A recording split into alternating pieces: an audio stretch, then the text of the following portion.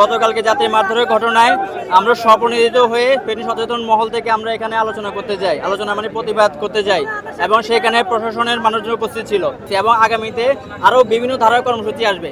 আবার একটা কথা বলি যে এখানে ম্যানেজার যে কথাটা আসতেছে, এখানে আমাদেরকে বিভিন্ন মারফতে কালকে থেকে বিভিন্ন মারফতে ফোন আসতেছে, সেখানে স্টারলাইন টপ ম্যানেজমেন্ট জড়িত। এবং আমি স্পেসিফিকভাবে বলবো সেটা জাফর সাহেব। গতকালকে স্টারলাইনের প্রত্যেক যে সন্ত্রাসী হামলা হয়েছে, স্টারলাইনের স্টাফ করুক যেটা করুক সেটা স্টারলাইন কাউন্টারের সামনে হয়েছে এবং কি স্টারলাইনের কারণেই হয়েছে। এর বাইরেও স্টারলাইনের প্রত্যেকটা কাউন্টারে দুর্নীতি, চাঁদাবাজি যা চলতে সবসময় চলে।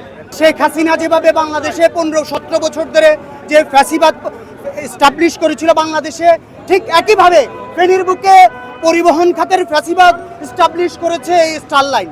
আমাদের দাবি হচ্ছে যে স্টারলাইনে যে অন্যায়গুলো করতেছে সেটা শুরু হওয়া দরকার, সেটা জবাব দিতে দরকার এবং প্রশাসন তাদের বিরুদ্ধে কঠিন ব্যবস্থা নেওয়া দরকার। স্বৈরাচারের দোসর যে স্টারলাইন সারা বাংলাদেশের ভিতরে ভাড়া বৃদ্ধি সহ শুরু করে নানাভাবে আমাদেরকে অরাজকতার সৃষ্টি করতেছে। এজন্য আমরা আজকে ছাত্র সমাজ এই দাবি জানাচ্ছি, অনতিবিলম্বে যদি স্টারলাইন সংশোধন না হয় তাহলে আমরা এর বিকল্প চিন্তা করব।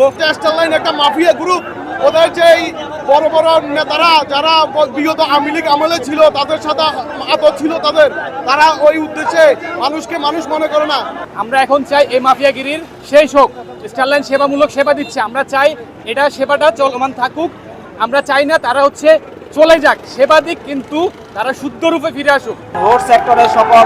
রোড সেক্টরের যত সমস্যা হয় সকল সমস্যাতে আমরা নিরাপদ সড়ক আন্দোলন সবসময় সার্বিকভাবে ভূমিকা রাখি। আমরা সবসময় রোড সেক্টরের সকল অনিয়ম এবং সিন্ডিকেট দুর্নীতির বিরুদ্ধে ব্যবস্থা গ্রহণ করি।